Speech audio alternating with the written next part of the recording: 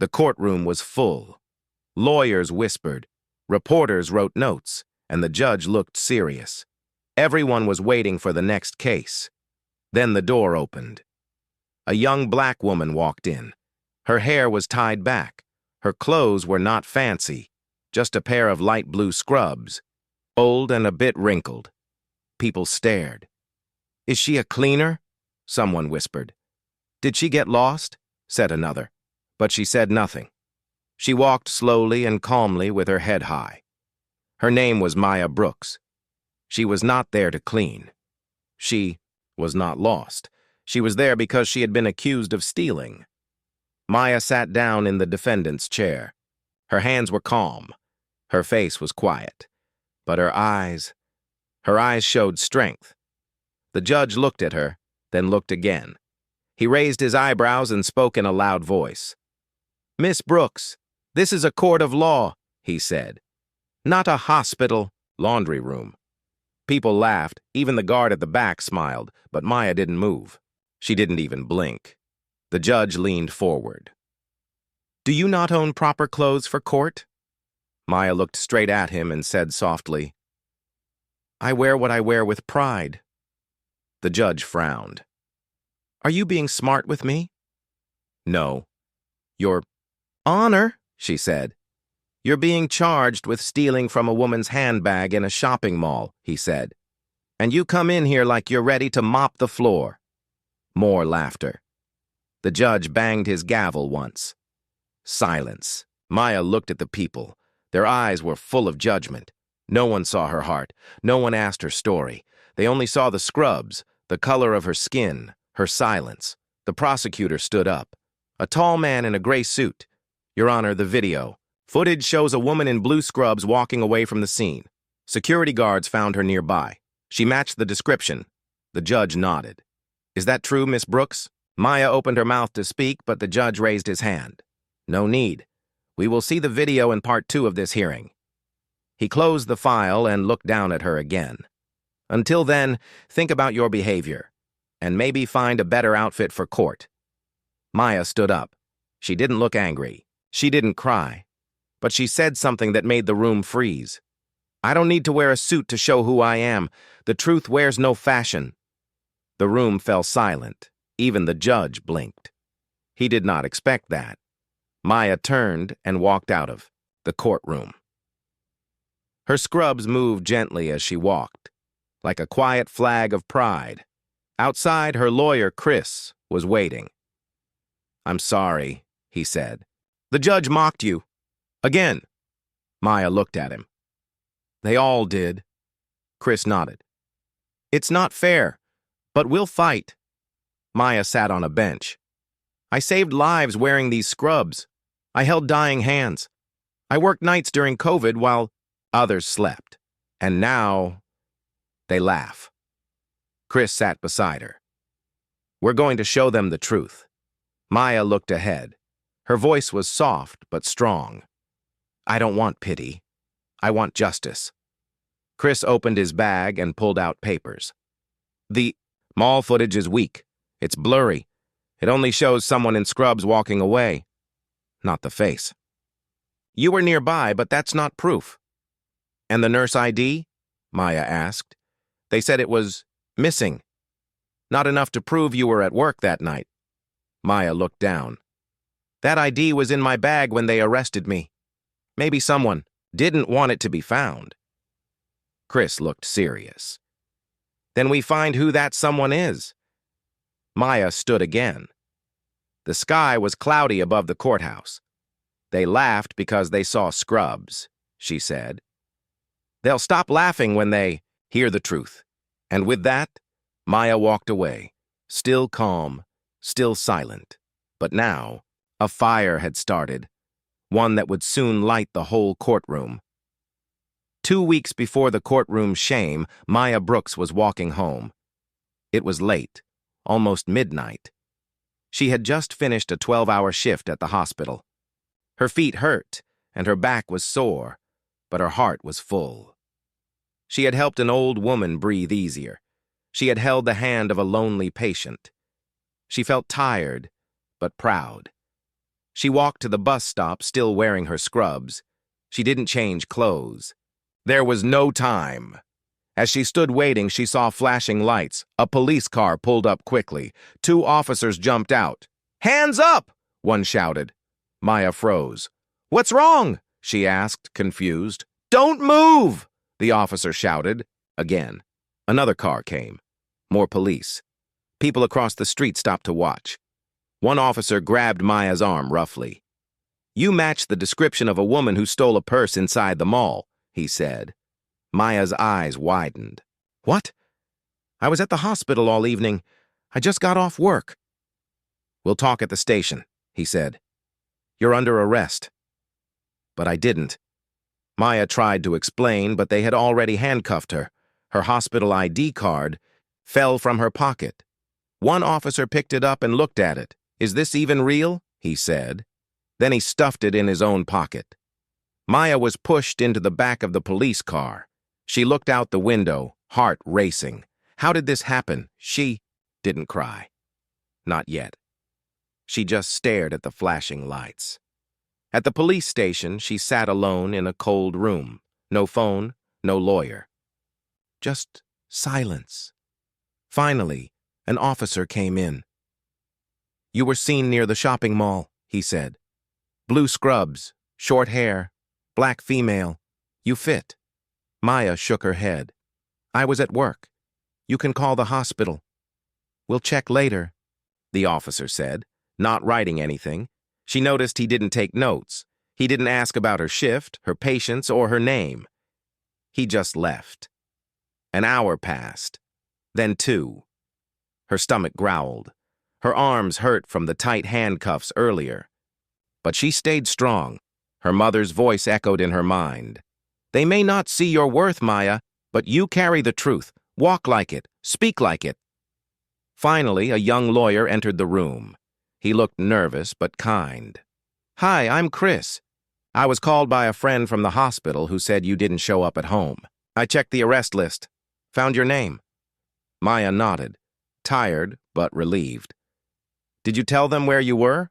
Chris asked. "Yes." They didn't care. Chris sat beside her. "Do you have proof you were working?" "My ID. It was in my pocket. One officer took it."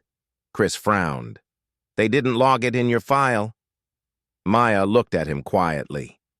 "They laughed when I said I was a nurse. They think I look like a thief." Chris stood up. "I believe you. I'll help you. Fight this."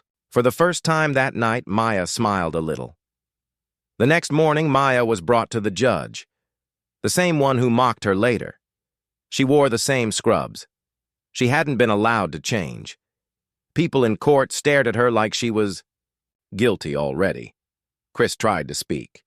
"Your Honor, my client is a nurse. She was likely at the hospital that night. We're gathering proof." The judge didn't care. "Looks like she came from a janitor's closet," he said coldly. Maya stayed quiet. She knew the truth would come out, but not yet. She was released on bail. But the damage had already started. Neighbors avoided her. Her job was on hold, and her face was now in the news. Nurse or thief? She sat alone that night, watching the news story, her picture, her clothes, her face. No one mentioned her kind hands, her hard work, her life-saving shifts, only scrubs and silence. But Maya wasn't broken. She whispered to herself, "They think I'm just a nurse in old clothes. They don't know I carry more than fabric. I carry truth. I carry stories. I carry lives." And she knew, one day soon, the world would hear her truth. Maya Brooks sat on her small couch, hands folded in her lap. The TV was off. The curtains were closed. The world outside felt loud and unfair, but inside her apartment there was calm. A quiet kind of strength lived in Maya, one that didn't shout, one that didn't break. She had been called a thief, laughed at in court. Her hospital ID was missing. Her job was on hold. But Maya didn't cry. Instead, she remembered her mother's voice again. When the world turns against you, stand taller. Let silence be your shield. Let truth be your sword. Maya stood up and walked to a small wooden box on her shelf. She opened it. Inside were a few photos, old and faded. One showed her in her nurse uniform, smiling beside a little girl in a hospital bed. Another showed her mother wearing the same kind of scrubs Maya now wore. She whispered, "You wore these scrubs with pride, Mama. So will I." Just then, her phone buzzed. It was Chris, her lawyer. "I have bad news," he said. "What now?" Maya asked, already tired. "The hospital is scared. They're saying they can't confirm your shift without proper ID. But I was there, all night." "I know," Chris replied. "We just need proof." Maya closed her eyes. "I always signed the check-in sheet," she said. "Paper logbook, back room. Maybe it's still there." Chris's voice grew hopeful. "If we can get that, we might have something." Later that evening, Chris visited the hospital. The staff were quiet. Some nurses nodded at him, others looked away. The word was out. Maya had been arrested. Chris met a kind nurse named Lena who had worked with Maya before. "She doesn't belong in jail," Lena said. "She belongs here, helping people." "Do you know if there's any record of her shift?" Chris asked. Lena thought for a moment. "We use an old logbook for backup. Not digital. It should be in the file room." Together they searched dusty drawers and piles of folders. Finally, Lena found it. "Here," she said, opening the large red book. "Maya Brooks, signed in, 6:55 p.m. Signed out, 7:03 a.m., same night of the arrest." Chris smiled. This might help. But then Lena frowned. "There's a problem," she said. "What?" "This book. It's not allowed to leave the hospital, and the court may not accept just a photo." Chris sighed. "We need a witness." Lena looked around. "Maybe Dr. Samir. He was on duty with her that night. He saw her work the whole shift. Can he come to court?" "He's on leave, out of town. Won't be back for a week." Chris looked at the logbook, then at Lena. "We don't have much time. Her next hearing is in 3 days. Meanwhile, Maya stayed home." Chris sat at his small desk, eyes fixed on the computer screen. The hospital logbook had Maya's name. That was good, but not enough. The judge wanted solid proof, witnesses, footage, something that couldn't be ignored. Chris opened his notebook. One name stood out, Mrs. Carter. She was the patient Maya cared for during her shift, the one who held Maya's hand at 3 a.m. "If I can find her," Chris whispered, "Maya won't just be believed. She'll be respected." He called the hospital. A nurse picked up. "I'm looking for a patient named Mrs. Carter. She was here 2 weeks ago," he said. There was silence on the line. "Mrs. Carter passed away that morning," the nurse said. "Her family came the next day." Chris's heart sank. "But wait," the nurse added. "Her daughter left a note. She wanted to thank the nurse who stayed with her mother all night. That nurse was Maya." Chris sat up straight. "Do you have the note?" "I can send it," she replied. That evening, Chris brought the note to Maya. She sat quietly on her couch, holding the small paper in her hand. It read, "To the kind nurse who stayed with my mother, held her hand and whispered, 'Peace into her last hours, thank you.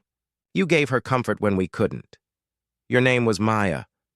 We won't forget you.'" Tears filled Maya's eyes. "She remembered me," she said. Chris nodded. "We're getting closer. But there's one more thing." "What is it?" Chris hesitated. "There's a file. A security file from the shopping mall. The one with the full CCTV footage. Police said it didn't show anything new, but I don't trust that." "Why?" Maya asked. Chris leaned forward. "Because they only showed one short clip in court, the part where someone walks away in scrubs.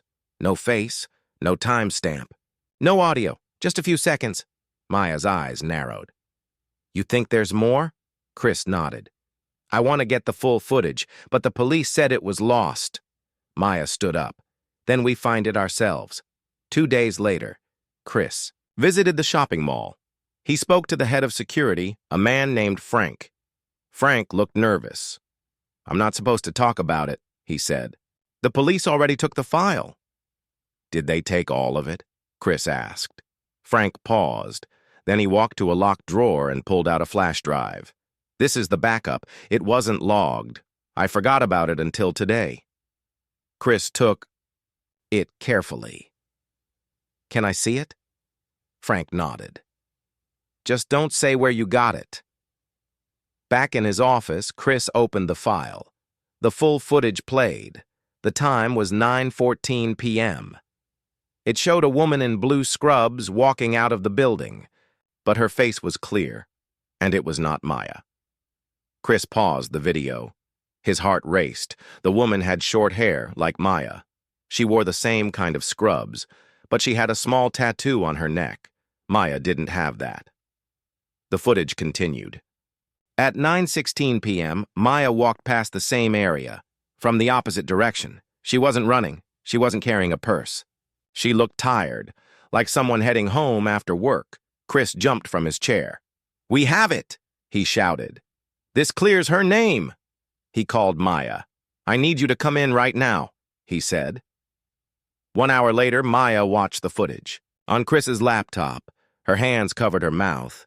She looks like me, she said softly. Same size, same uniform. But not you, Chris said. And now we can prove it. Maya sat down. For the first time in days, her body relaxed. They won't laugh this time, she said. They'll listen. Chris nodded. Tomorrow, we go back to court. And this time, we speak with power. That night, Maya prepared her scrubs. She washed them by hand, pressed them neatly, and folded them on her bed. She looked at them and whispered, You carried my pain. You carried my shame. But tomorrow, you'll carry my victory. The sun had not yet risen when Maya woke up. Her heart was beating fast, but not from fear, from purpose. Today was the day. She carefully put on her clean scrubs, the same ones people had laughed at, the same ones the judge had mocked. She looked in the mirror, stood tall, and whispered, You laughed before. Let's see if you laugh now. Chris arrived to pick her up. He had the flash drive in his pocket and a fire in his voice. We have everything, he said. The note, the logbook, the footage. Today, we fight. Maya nodded. Today, I speak. The courtroom was full. News of the case had spread. Reporters sat in the back rows. People whispered as Maya walked in, wearing the same scrubs. But this time, she didn't lower her eyes. She looked straight ahead. Strong, calm, unshaken. The judge from before entered the room, the same one who had mocked her. He looked at Maya, raised an eyebrow, then looked away. Chris stood and addressed, The court. Your Honor, new evidence has come forward that proves beyond doubt that my client, Maya Brooks, was not only innocent, but wrongly accused, wrongly arrested, and wrongly mocked. The judge frowned. Proceed. Chris plugged in the flash drive. The video began to play. First, the court saw the woman in scrubs walk out of the shopping mall at 9:14 p.m. She had a tattoo on her neck. Then, 2 minutes later, the footage showed Maya walking slowly past the same camera from the opposite direction. No purse, no rush, no tattoo. The court went silent. Chris turned to the judge. That woman is not Maya, and Maya, as proven by the hospital's backup logbook and a note from a patient's family, was working all night, saving lives. He handed the judge the logbook copy and the note from Mrs. Carter's daughter. The judge looked down, reading quietly. Then Maya stood up. May I speak, Your Honor? She asked. The judge looked unsure but nodded. Maya took a deep breath. When I first walked into this courtroom, you didn't see me, she began. You saw my scrubs. You saw my skin. You heard my job title, nurse, and you laughed." She paused. The courtroom was still. "But let me tell you who I really am.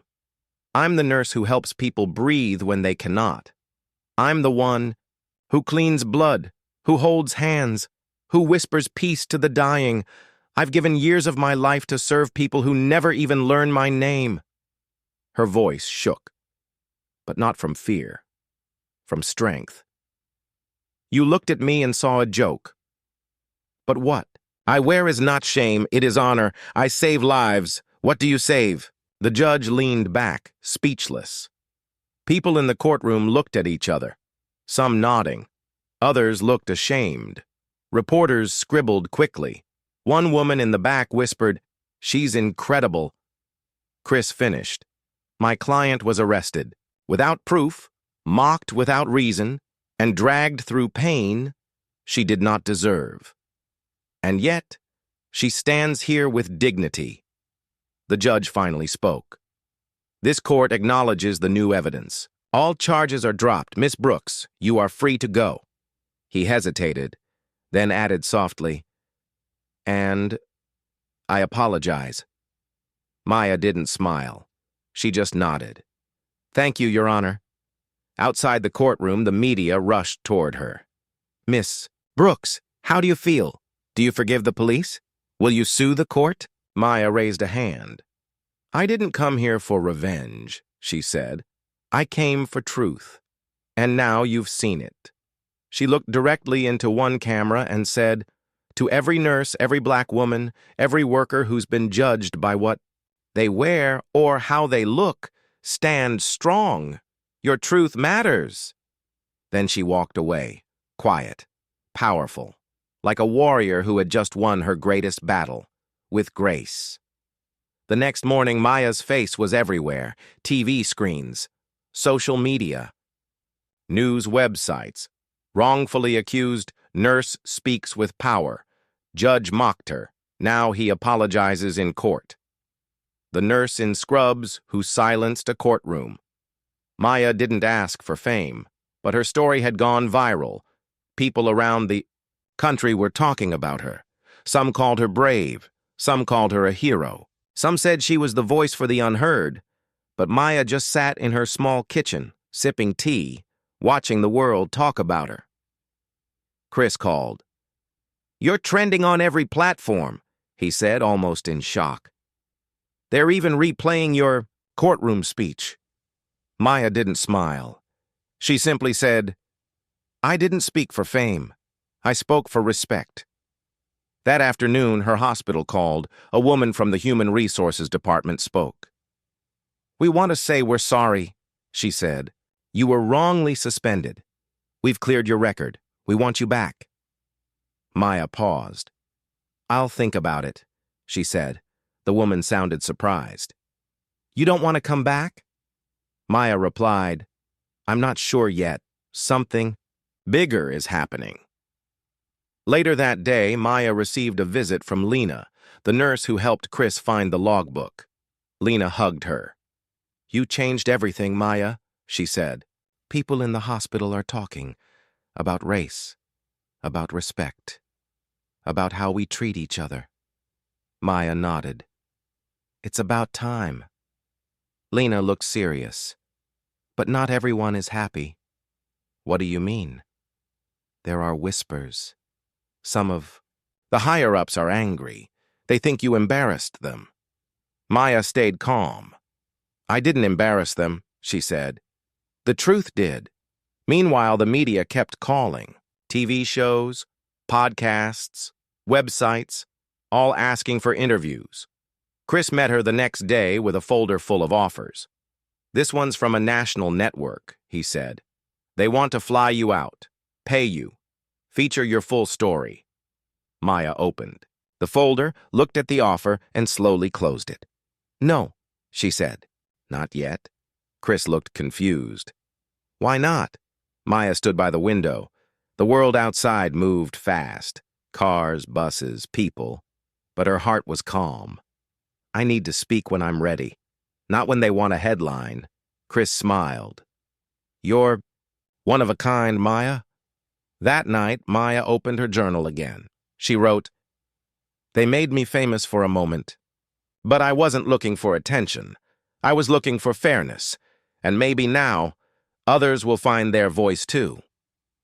The next day, something surprising happened. A young black girl knocked on Maya's door. She was holding a notebook and standing with her mother. "Hi," the girl said shyly. "Are you Nurse Maya?" Maya knelt down and smiled. "Yes, I am." It had been 3 weeks since Maya walked out of that courtroom. The media storm had slowed down. The headlines moved on. But Maya's life had changed forever. People still sent her letters. Nurses, single mothers, students, even strangers. Some said, "Thank you for standing strong." Others wrote, "You gave me courage to speak up too." Every day Maya read the letters carefully, one by one. Each one felt like a small light, a sign that her voice had reached more than just a courtroom. Chris visited again, holding a new folder. "You got another offer," he said. "A big one." Maya opened the file and saw it. A national hospital group offering her a top position. Head nurse, double salary, media respect. She closed the folder and handed it back. Chris blinked. "You're saying no again?" Maya smiled softly. "It's a good offer, but it's not my path anymore." Chris looked at her, curious. "Then what is?" Maya walked to her desk and showed him a small paper with a name on it, the Maya Foundation. Under the name, it said, "Helping women of color find strength, justice, and their voice." Chris read the words and looked up. "You're starting your own organization?" Maya nodded. "I know what it feels like to be unheard, laughed at, judged for how you look or what you wear. I want to make sure the next woman like me has support. Legal, emotional, and personal." 1 week later, Maya held her first meeting. It was in a small community hall. Only 12 women came that day. Nurses, janitors, cleaners, waitresses. But they came with pain in their eyes and hope in their hearts. Maya stood at the front and said, "This is a space where no one laughs at your clothes. No one mocks your skin. This is where your story matters." One woman raised her hand. "They always say we're too loud, too angry." Maya smiled gently. "Then let's be loud together, and let's turn that anger into action." The women clapped. Tears filled their eyes. For the first time, many of them felt seen. Meanwhile, news of Maya's foundation spread. Local reporters came, not to gossip, but to share her mission. A well-known university invited her to speak. At first, Maya said no. "I'm just a nurse," she told Chris, but he shook his head. "No, you're a leader now. They need to hear your story. Not just the pain, but the power." So, Maya agreed. The auditorium was full of young students. She walked to the stage in her scrubs, still proud, still unshaken. She began. "When I stood in court, people laughed at me. They thought I was small, weak, just a nurse. But I've learned something since then. Power doesn't always look loud. Sometimes it wears quiet shoes. It works night shifts. It wipes tears. And it stands tall when others sit down." The room was silent. Every student listened. Every word stayed with them. She ended with, "Don't wait for someone to give you permission to speak. You are already enough. Your story is already powerful." The whole room stood up. The applause was loud, but Maya's heart stayed calm. She didn't need noise anymore. She had peace. Months passed. The Maya Foundation grew. It helped women win court cases. It trained them to speak, to write, to stand strong. Maya hired counselors, legal experts, social workers. People said, "You're changing lives," but Maya always replied, "I'm just giving them what I never had." One day, Maya stood by her window.